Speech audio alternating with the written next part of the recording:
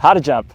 This is a question that gets asked to me the most about skills in mountain biking, and there's been thousands of videos done on it online, but there's never been a video that's been done here. We're here at Helsend Dirt Compound in Stellenbosch, South Africa, and this is the home of DARKFEST. And behind me is the DARKFEST warm-up line.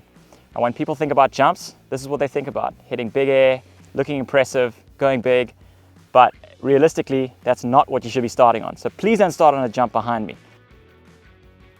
Before you start jumping, you got to learn to bunny hop.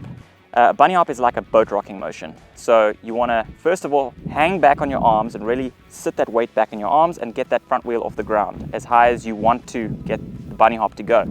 Once you're at that right point, then you want to throw your weight forward and really explode out of your legs and jump forward, throwing your weight forward and hooking your toes under the pedals and bringing your legs up. That's going to bring the bike into the air and basically get you off the ground. That is the basic premise of a bunny hop.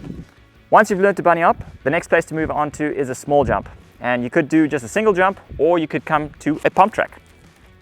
This is the type of jump that you should be learning how to jump on.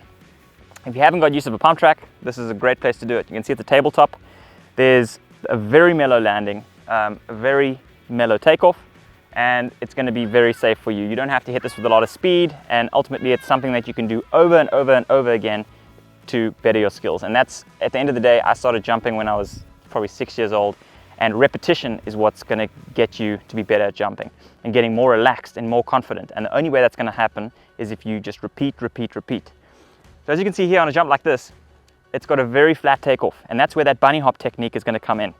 When you hit this takeoff, you're going to have to pop the bike up in a bunny hop technique. If you don't, you're just going to ride off the end and you're not going to actually get any airtime.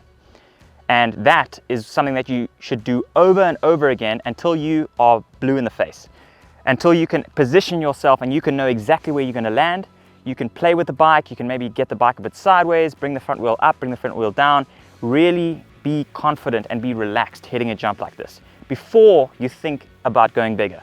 Because I see all these people go to a bike park and they just see everyone hitting these big jumps and it looks easy, so they send it and end up in the hospital. So focus on the small jumps. I know it's boring, I know it's tedious, but if you do this, I promise you, it's going to help you in the long run. Once you've mastered the small jump or the pump track and you feel really confident, then you can slowly start upping the size of your jumps. The next would be something like this behind me. It actually looks quite big from the front on, but the lip's very mellow and it's a tabletop. People often ask, like, how do you judge how fast to go or what jump or how to position your weight? As a general rule, you want to keep your weight always upright to the ground. So even if the jump gets steeper, you want to make sure that your body stays straight up towards the ground, the upper body at least, and the rest will follow. Although there will be some exceptions when the jump has a bit of a kick on it, or if it's really flat, then you'll need to really bunny hop off the end, again where the bunny hop technique comes in. And once you've done this over and over and over again and you feel so comfortable, then you can progress slowly to the next size up and to the next size up. A nice little tip as well, a little pro tip, is when you're getting big on jumps, pick someone who's got them dialed, follow them in, because then you've got the speed that you know that at least from that point of view that you're going to be on the safe side. And speak to people, ask them, how do you hit this? What does it feel like? Does it kick you? Do I need a pedal, etc.? And if you do that after a lot of practice, probably years of practice, then you can hit the big line.